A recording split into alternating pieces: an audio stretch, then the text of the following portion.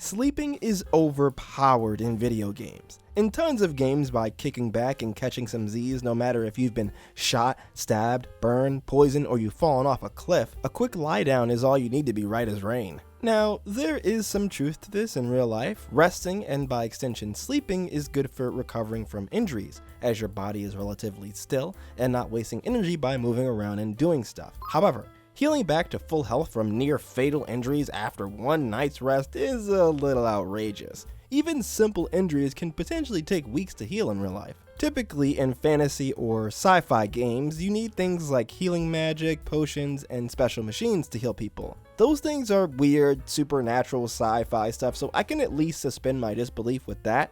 But this is a bed. You have to wonder if maybe there's a sleep fairy or angel that heals your wounds if you get some shut-eye. Or maybe everyone in video games just has a really fast healing factor like basically every superhero has. Or maybe these beds themselves have been blessed somehow with regenerative properties. From a gameplay perspective, obviously the reason sleeping is so OP is because game designers want to give their players an infinite way to restore all of their health. Potions and healing spells are a limited resource, so it's only fair that you get something that never runs out. Unlike potions, places to rest are usually in infrequent save zones or inns, which are away from the dungeons and perilous areas where you'll be spending most of your time, which makes them a rarer commodity. Inns are also usually pretty cheap, so not only is sleep overpowered in video games, it's also overly affordable. The modern day IRL equivalent to an inn would probably be a hotel, and those are frickin' expensive. Obviously the cost of a hotel is gonna depend on where you live,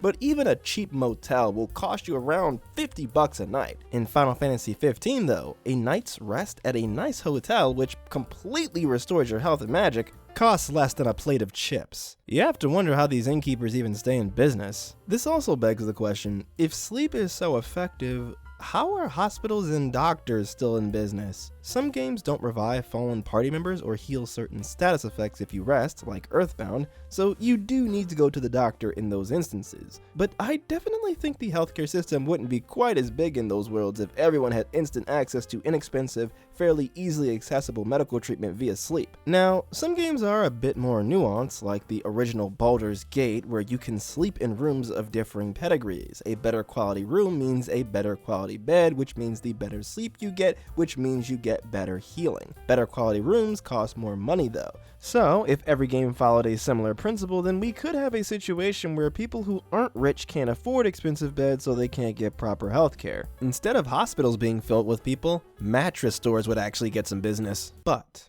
one wrench in this plan is, even if you do have the money to afford expensive lodging or expensive bedding, what if you can't go to sleep?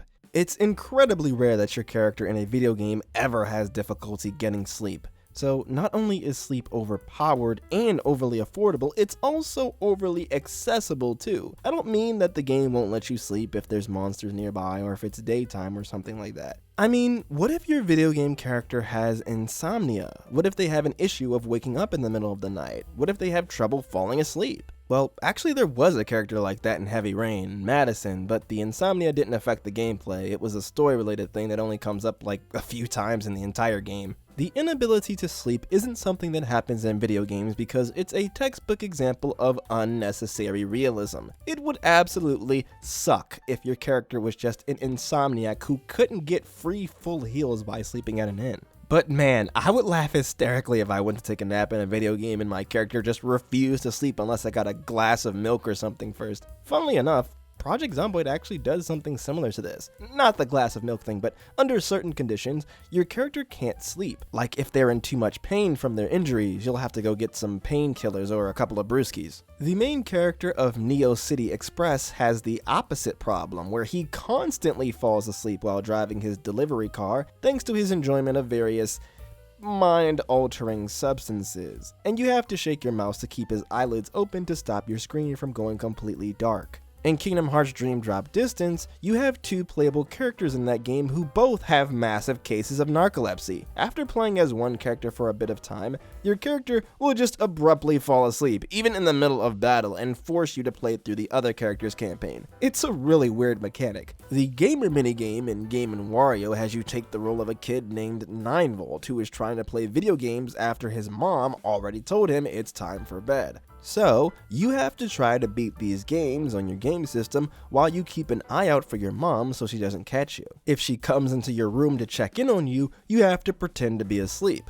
But if you pretend for too long, eventually you'll get so comfortable that you actually fall asleep. Sleeping is pretty important in Minecraft, since beds can become your new respawn point. Don't try sleeping in the bed in the nether dimension though, because for some reason, trying to sleep in a bed in that dimension causes the bed to explode. In Catherine, instead of going to sleep being a time to rest and relax, sleeping is when the real gameplay actually starts. When you're awake, you talk to random people at a bar, answer text messages, and get trivia about alcoholic drinks. But when you fall asleep, you're sucked into nightmarish block-pushing puzzles with talking sheep and condescending questions about your morality. Also, for some reason, by drinking alcohol in the real world, you move faster in the dream world? You kind of think it'd be the other way around, but whatever. In Animal Crossing New Horizons, you can dream about other towns, which essentially allows you to visit other people's towns without the real version of those towns being affected. And you can even upload your own town to the collective unconscious. By sharing your dream address, other people can visit your town as well. Pokemon did a similar thing with Pokemon Dream World, which was an online browser game that you could connect with copies of Pokemon Black, White, Black 2, and White 2 on the DS. You could send your Pokemon from the game to the Dream World, and on the Dream World website, you could do things like customize your own house, find items, grow berries, and even find Pokemon to befriend, which you could then send to your actual DS game. The service started in September 2010 in Japan and March 2011 internationally. It closed in early 2014 after only about 3 years. It's one of those cool things that seemed kinda gimmicky at the time, so I wrote it off, and now I kinda wish I played it a bit more. Speaking of now discontinued dream-related Pokemon stuff, there was the augmented reality game on the 3DS eShop, Pokemon Dream Radar, where you could catch Pokemon and send them to Pokemon Black 2 and White 2. This game went down in March of 2023 when the 3DS eShop service ended.